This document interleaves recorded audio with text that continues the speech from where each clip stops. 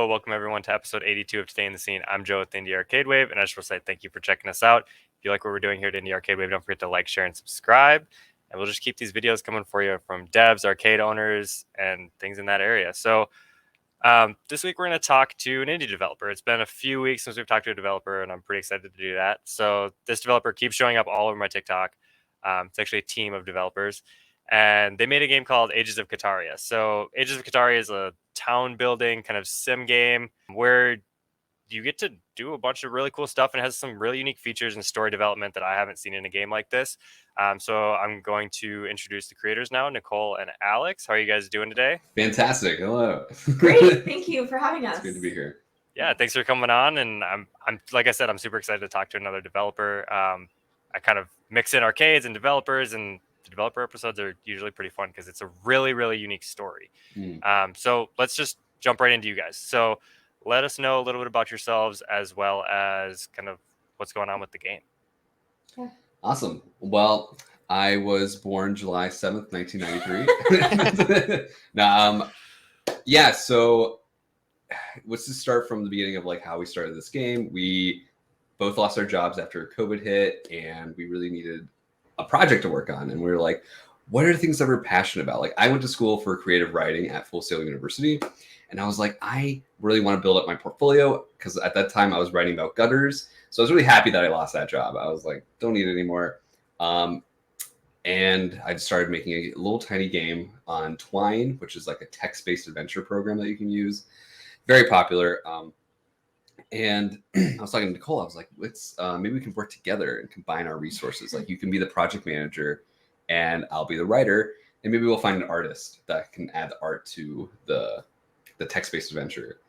And then it just grew and grew until it became like we just took the text-based adventure and took it outside of the game and then made it a town building game that you get to know your citizens. So the citizens then go on the text-based adventure and get to develop this history and grow and age, and eventually they'll die, and then their children will grow up in the town, and then they'll have their own adventure and history. So the game just grew and grew, and we needed more resources, more people to work on the game, and we're all working for free at this point. So everyone on the team, we were like, you want to build up your portfolios and resumes, because people were graduating college or they lost their job at whatever company they were working at, and they were looking for the same thing that we were looking for. And so we just pulled together and we were like, all right, let's build up our resumes. And we worked for free for about a year and a half. And we were like, well, this game's great. Let's launch a Kickstarter. And then we launched our Kickstarter. And I can talk more about that later, but I'll let Nicole go from here. I'll just say that I'm the CEO and creative director at Third Pie Studios. I don't think I said that part. I don't know that there's a lot for me to add. You pretty much told the whole story, but I will introduce myself. Hi, I'm Nicole. I'm the COO and co-owner with Alex, and I produce Ages of Cataria. So, Alex had his degree in creative writing. I went to school for acting, and I was actually working as a bartender pre-COVID. So when I lost my job, I was actually already looking for a way to get back into the arts and back into a creative field, and really utilize my skills for team leadership and communication, organization, that kind of thing. We actually have a ton of game studios where we're located. We're in the Raleigh-Durham area of North Carolina. And, Epic is right down the road. Squanch Games, for anyone who's like a Rick and Morty fan, is right down the road. We have Insomnia here. Insomnia. Yeah. And we have a Ubisoft office. Like, everything is very, very close to us here, but we couldn't get hired anywhere because we didn't have any experience whatsoever. We didn't have a launch game. We didn't have any game dev experience at all. So we just decided to make our own game. We wanted it to be really, really legit. And because neither of us had any experience and we were not committed to learning, that's why we decided to start bringing on all of these people. Although, because we didn't have any experience and we were starting from nothing, we had no money and we didn't have jobs. So we really didn't have money. So we had to enroll people into joining our team and working on this game project for this company that just started existing. with basically nothing, with no money. So we really, that's how we decided, okay, we have to be legit. We started, we registered the name of our company. We became a real company, because when we started searching for people on Reddit, they said, is this legit? This looks like a scam, et cetera, et cetera. And so we became a legit company. We started posting job listings on LinkedIn and other places around the internet. Luckily, people were excited about the idea of the game. And whenever they met us, they were like, oh, these people seem pretty cool. They seem pretty real. This is probably not a scam. And they decided to, luckily, a lot of them chose to take the leap and work with us. So we have a team of 10 people, including ourselves right now, who have been committed to this game for varying amounts of time, and they're just absolutely phenomenal. So we're working towards our playable right now. It's very exciting.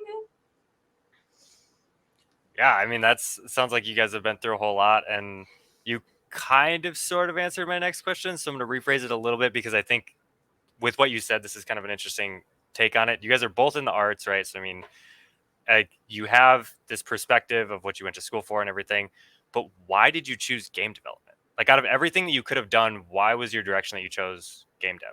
Yeah, I love this question. Well, I didn't want to. At first, I wanted to write screenplays and make movies, and that's really, really hard. That is I have a bunch of screenplays. They didn't go anywhere. They didn't win any competitions, which is fine. And maybe I'll go back into that someday.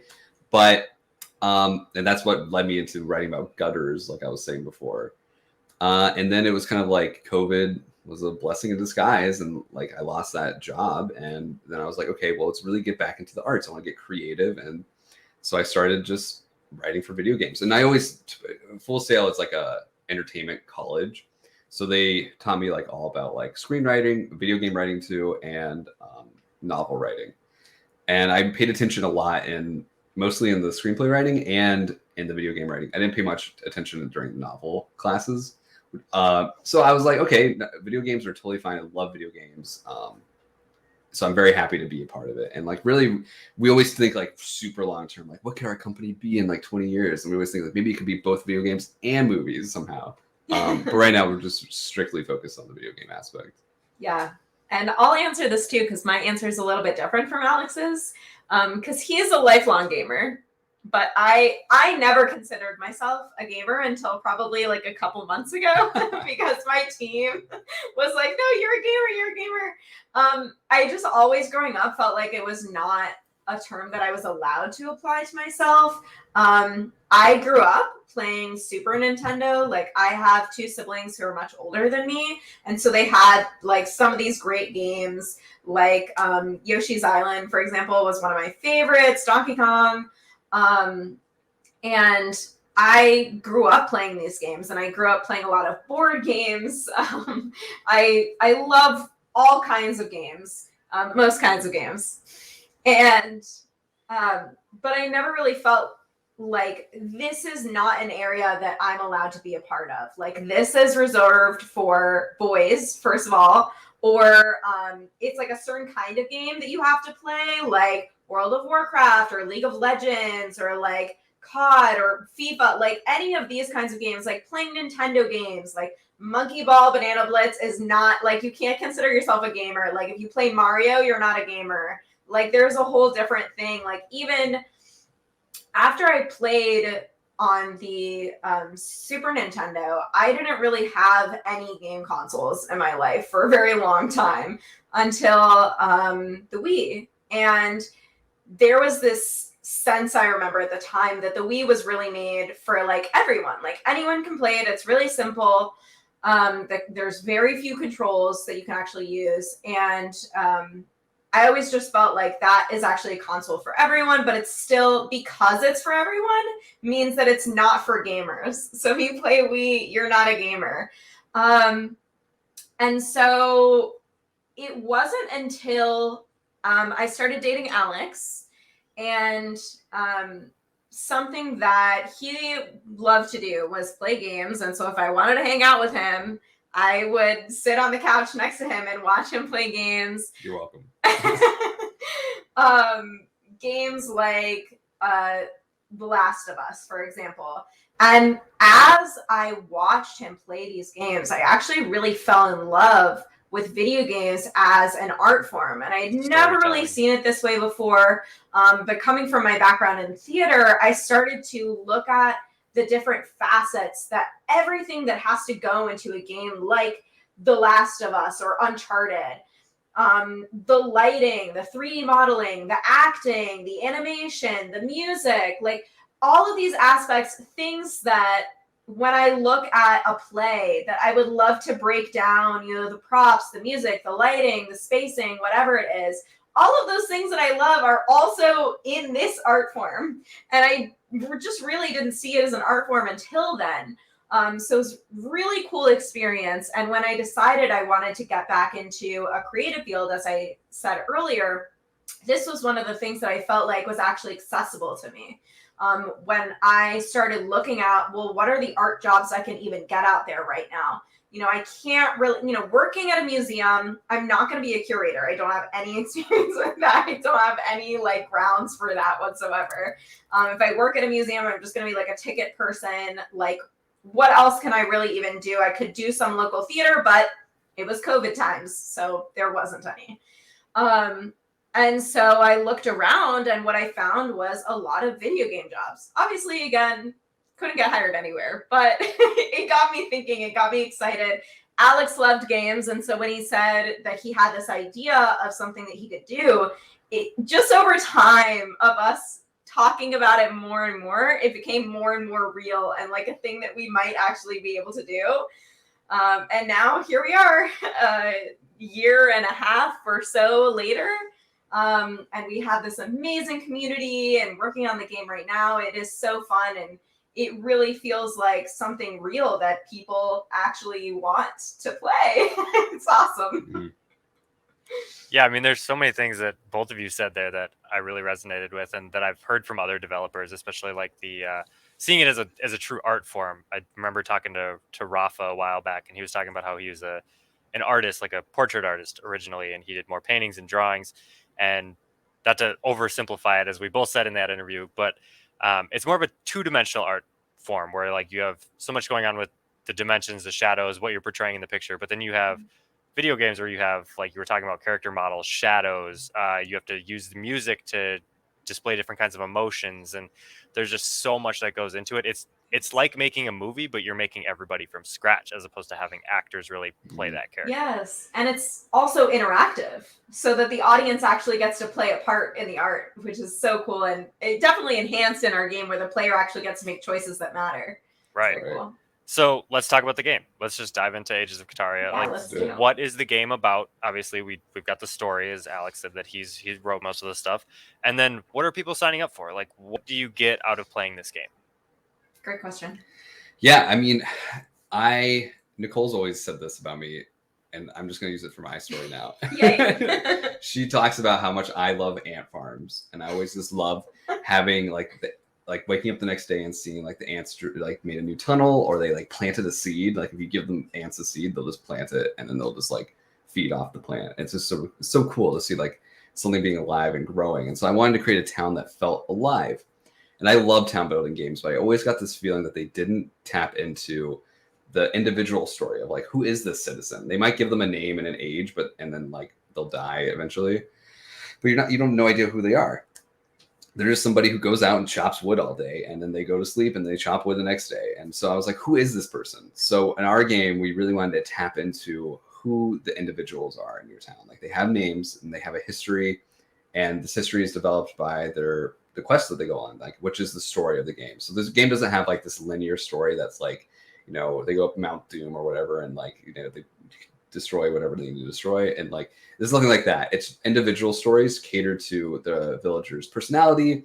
They might have different choices, different options to go through, so it's like choose your own adventure for the villager. And then that story might end in some sort of success where they get this like stone that enhances their abilities, or like some tragedy where they get like hurt for like forever, really. They have like some sort of scar on their face. And we really wanted to create that, like develop that deep interpersonal story between the villagers, and like have there be like 30 villagers that are in your town that have this potential. And as you can come back every day, since the game takes place over like real time, your villagers age over 7 weeks. So when they're born, they have about 7 weeks until they die. And so that really gives players a chance to like connect with their villagers. And we understand this could be tragic that they die eventually. But like you've already developed a story with them as like a family, so you know their kids around. Like you want to continue this. You don't want to just quit because that one villager dies. You're going to be attached to many other villagers in your town, so you'll continue that story because like death is just part of like the story of life, and so we really want to convey that in our game, and really, yeah, like I said, like come back to the town and like, oh my god, like the building's done that I was trying to build, and like or like, oh, this person aged up, or they had a baby, they had a kid, and like that's really exciting stuff. Like you really want to see your families grow in the game, and like how the players design their own town their own way. And I was really tired of a lot of games that had like, wait 40 days for this building to be built. We don't have any of that. It'll be like a couple hours or something like that. It's not gonna be like, we want to encourage patience, but we don't want to have people like feel like they have to ever like wait weeks for something to get completed. Like there's always something for players to do, and there's no like pay to win. Like you can't just like buy our like whatever end game currency, which we won't have. You can't just buy that and just be like, building's done, this person ages. Like that's not the kind of game we want to create. Like we just really want to create this interpersonal story that you're connected to your villagers, and time passes, and that's like why we called it Ages of Cataria, which wasn't its first name, but that's why we chose it this time. Yeah, I do want to just expand a little bit on what the player is actually getting into, because we do like to describe it as like a town building game, a town management game, which at its very foundational level it is. Your villagers will collect resources, you'll build buildings, upgrade those buildings to better collect resources. So it is that town management facet, and if you want to look at it as like a town building game, so you also get the perspective of like the player character, so a lot of people get confused. Am I a villager? Am I like the camera? You're kind of everything. You're everywhere, but you're floating around the village. But it's not just a town builder, like Alex said. It's also a like intimate, we like to call it a village story generator, because you as the player really are generating the story of your village, not only through these character quests or the character text adventures that you're going to be playing through, but there's also events in town, relationships that you get to decide how they turn out, that kind of thing. Even in the way that you collect resources, you'll have a choice. Because there is multiplayer trading, you could possibly just only collect one resource and trade for everything else you need. So you as a player really have every choice that you could possibly want to define the story of your village over time. So that's a really cool thing that's unique about it. The other thing too, I'll touch on when it comes to perspective and some of the mechanics of the game. You're going to be floating around the village, managing villagers, playing through quests. When you play through a quest, it's not first person, but it is from the perspective of that one specific villager. So you're making choices for that one villager. And you'll do a similar thing with mini games. So we do have some mini games associated with the buildings in the village. If you play this mini game, you'll increase the skills of this villager and increase productivity. But the mini games, some of them you'll play from the perspective of the villager. For example, our archery mini game, you actually play as the villager shooting at the targets, that kind of thing. So there are also mini games and lots of little fun things like that. It is kind of a slow burn just because we want players to really experience the passage of time. But there's so much to do in a day, like from the quests and events and relationship building and the mini games and resource collection and building stuff, trading with your friends and chatting with them in the game. Like there is going to be a ton of stuff to do. Yeah, I mean, it sounds fun. Like there was one thing that really stood out to me when I was watching your guys' video was the tree. Like the tree where the villagers die, their soul goes into the tree grows, and you can look back at the stories. I thought that was a really cool way to tie the ancestors back into, I mean, it's the circle of life, right? You talked about how it's cyclical, and we deal with it as humans too, I mean, everything happens the same way. And a game like this obviously has inspiration drawn from somewhere where you then took that inspiration and turned it into something else. Where did you guys draw inspiration from primarily for this game? I mean, some people hide it. They don't like to say exactly where they drew inspiration from. We'll But tell you everything. yeah, I mean, even we're pretty forthcoming. Our game Galactic Battleground, like, we don't shy away from it being Galaga. We love Galaga, and that's why we made it. So where'd you guys draw inspiration from? Great question.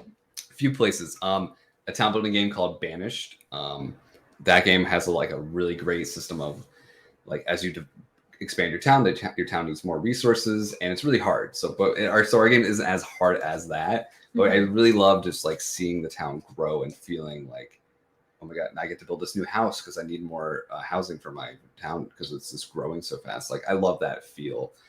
And RimWorld. RimWorld's another great game. RimWorld's way more violent than our game. Our game, there's no cannibalism in our game. But we always saw RimWorld as kind of like the top of the mountain, like, obstacle course, like almost like the Olympics, when our game is kind of more like high school sports. Like, we just wanted to make it a little more simple version of RimWorld that people could get introduced to that kind of genre of like story generation games and then go into RimWorld if they want to, but also like just create that bridge between what there is now, which we get compared a lot to Animal Crossing, just because of the cozy vibes and the fact that like real world will reflect, like, if it's spring will be reflected in Animal Crossing, and like time passes in Animal Crossing. I don't really know Animal Crossing that well. Nicole can speak more into that, but it's really those three games. And we also get compared a lot to this game called Virtual Villagers, which I've never played. And we never really had any meeting talking about it until people started saying, like, what is this? Reminds us of Virtual Villagers. We've gotten a lot of that. Yeah, so a lot of our community compares us to that game. And I looked that up a little bit, and it looks very similar, I guess. And like the old, like, early 2000s type of town building game. It looks almost like Civilization 2. But yeah, like, those are the main three. Usually Banished, RimWorld, and Animal Crossing. Yeah, we did take a lot of inspiration from Animal Crossing just in crafting, especially in the newest Animal Crossing, and villager relationships and how people really like to create those relationships with each other. Also, the visual aesthetic of Animal Crossing has influenced us a lot. I also like to think that Stardew Valley is very similar to our game, and we've talked about that several times and how that's influenced our game as well. And other things that people sometimes associate our game with are like Sims, which we do take a little bit from Sims. Yeah. And brain fart. Just kidding. That's not it. Oh, well, I can't remember right now. We did actually take some inspiration also from Fallout Shelter. Yes. Yeah. So kind of everywhere, everyone on our team plays games. And so really, I want to say that it's like a little bit of whatever anyone is playing at the time influences our game. Yeah, I mean, and that created a big monster at some points during development of like, we have all these functions and all these things. So we really had to like hone down a lot of things. Like, some things we cut out, some things were like, no, let's hold back on that. But we always came at it as like, how can this add to the story of the game? Like, for the story of the villager, like, does this enhance this part of the game?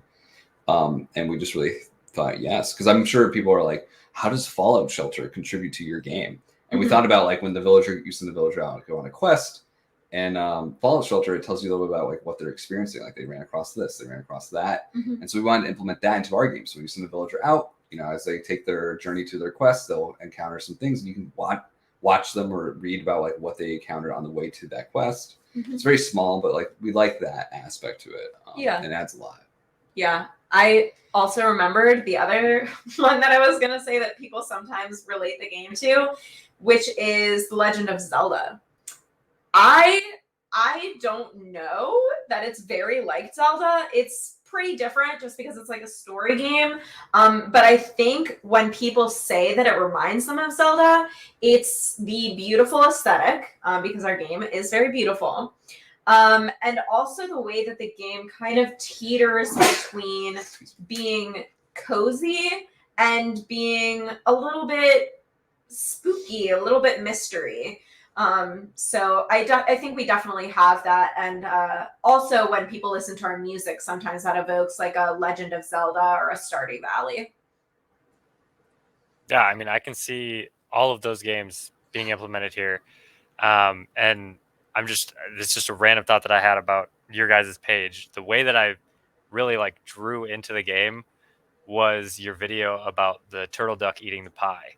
I thought that was like Really? the most adorable thing that I'd ever seen, and I was like, okay, I'm interested now. Let's dive into this. Yeah, a lot of people love the turtle duck. Yeah, that's been like, it was so funny because it doesn't contribute too much to the game making that video. No. But it was like a month where we just spent time making that. And we're like, we love it. Like, and then we just started. Yeah, it's like if we had to go back and do it again, I would not. Like, I just never would have made that video. I love that you love it, but I think you're the first person who's ever told us that outside of our own team. Yeah. I thought it was so good, and it like really draws into the game. I mean, it's the cute aesthetic that you were mentioning, and it was a good move. So good call on that one. Our you animator guys saw the props for that. You guys said that you're doing everything basically for free, right? I mean, like your developers and everybody's involved in like the release idea of the game. So let's talk about how you're funding the development, or you're funding kind of keeping it moving, because at some point it gets pretty expensive. So where are you guys at with that? That's a great question. So we started off, like for working for free. We just created contracts for everybody, and we had some promises of like, if we get funding or something like, or the game gets successful, like we'll give you this percentage or pay like this. And we had no idea where it had gone. Like the game could have failed immediately. The Kickstarter could not have worked or something like that. But everyone was working for free and very passionate about that. Like everyone's really passionate about this game. They put a lot of effort into it. No matter what, it's their own baby too. And then we went to Kickstarter. Had no idea what to expect from that. We were like, maybe we'll do, I don't know. We were like, just seeing projections from any direction. Like, it could go up to 500. It could go up to 2,000. Who knows? So we launched Kickstarter, and we raised $111,000, which is crazy to say. Like, I have to use like a whole breath to say the number, which is really weird. And that money is just going towards directly funding the game and developing the game. Right now, we are working on creating a great, fantastic prototype and vertical slice. And no matter what, you're right, it takes a lot of money to make a game. So no matter what, it's not exactly enough to get us to the home run.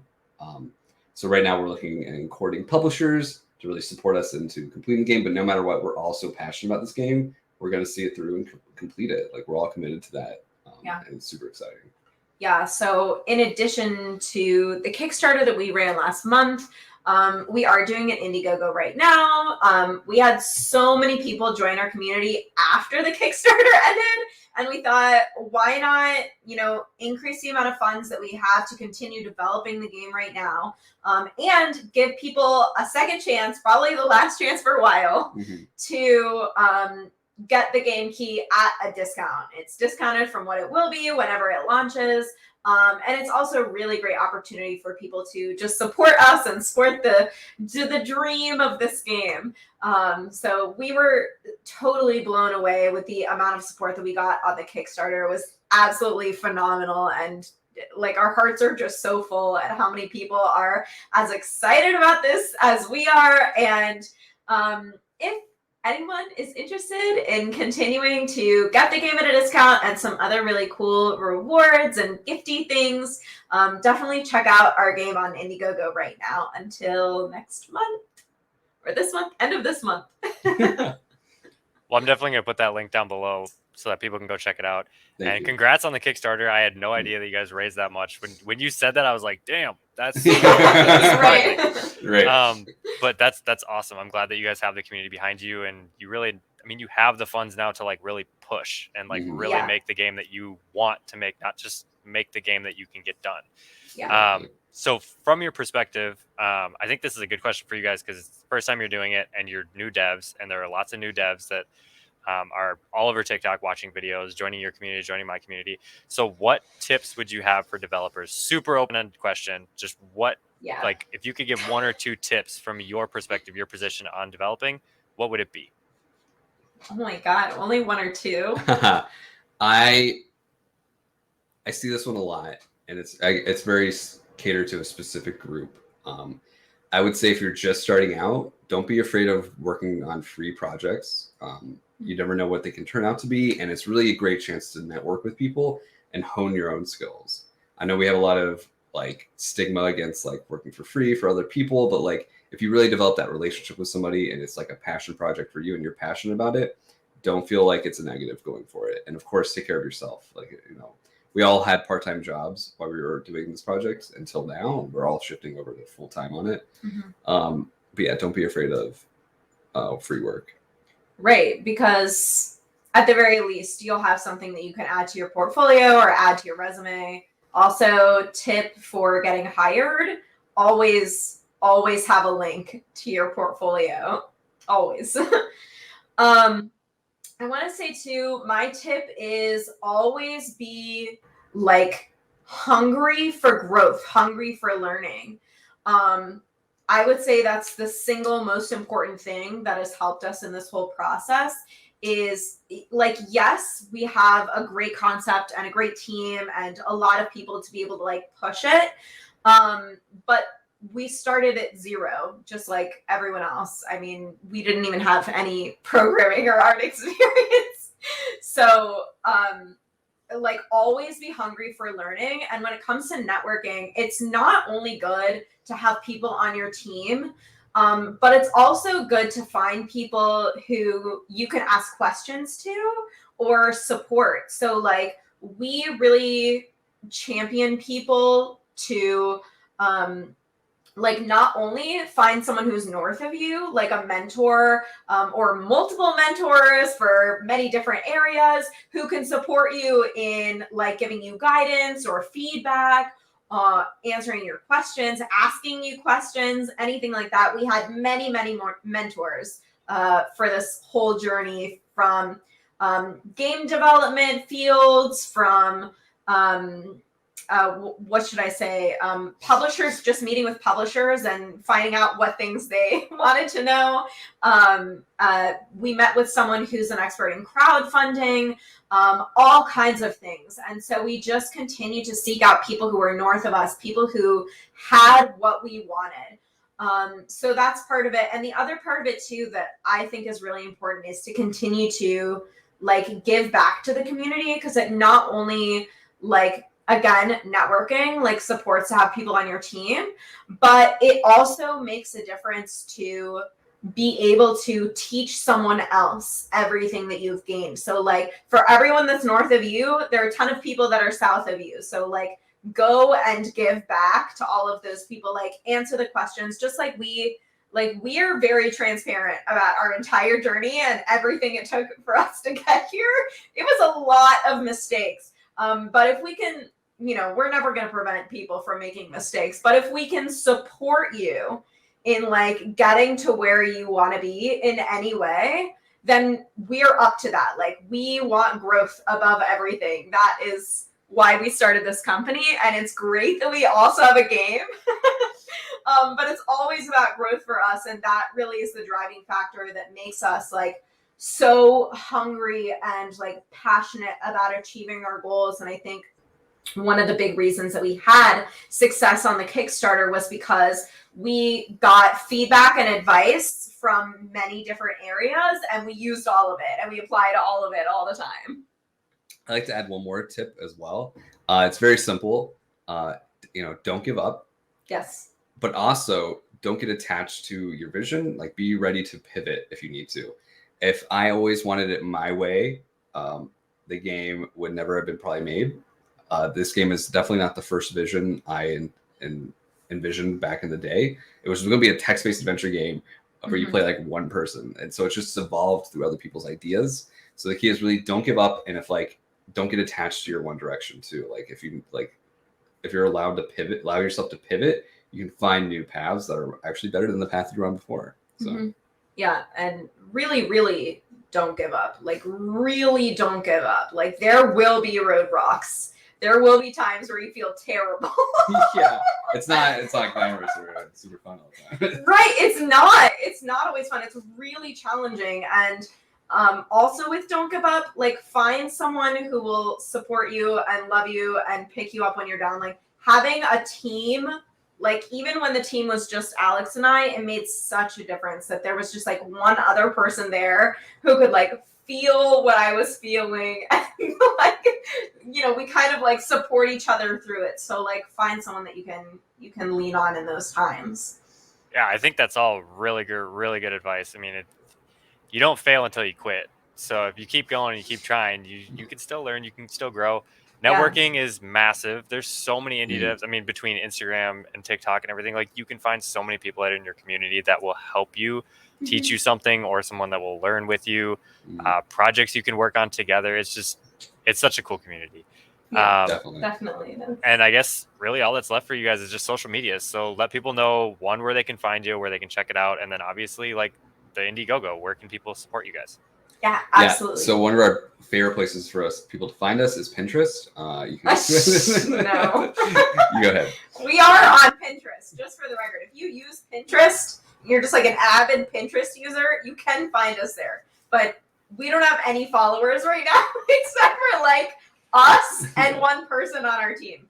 So you can find us on Pinterest under Ages of Cataria. We're on pretty much every platform. So Facebook, Twitter, Instagram, TikTok, Reddit, Twitch. Yeah, we're actually doing a live stream tomorrow at 7 p.m. on Wednesday. So check us out there. Eastern time. We stream every week. We have a great time. It's really, really fun. We have a ton of people who love to be there. Just saying, come join us. Reddit, we have I already said Reddit. Discord, we have a Discord community you can join as well. All of these links you can find at our link tree. It's linktr.ee/Ages of Cataria. Actually, Third Pie Studios. Third Pie Studios link tree. If you just Google us, you'll probably find us. And the Indiegogo, just go to Indiegogo and search Ages of Cataria. You could also access it through our link tree, or if you find the Kickstarter, which is one of the top things that comes up when you Google us, there's also a link there on the Kickstarter. Awesome. So, well, I'm going to throw all that in the description so you guys can check them out, make it a little bit easier on everybody so you don't have to search so much. And then I just want to say thank you, Nicole and Alex, for coming on here talking about Ages of Cataria. It's always nice to have developers on and kind of hear your story as to how you got into it, where you're going, what games you're doing, things like that. And for everyone that's still watching, if you like what we're doing here, don't forget to like, share, and subscribe. And until next time, peace.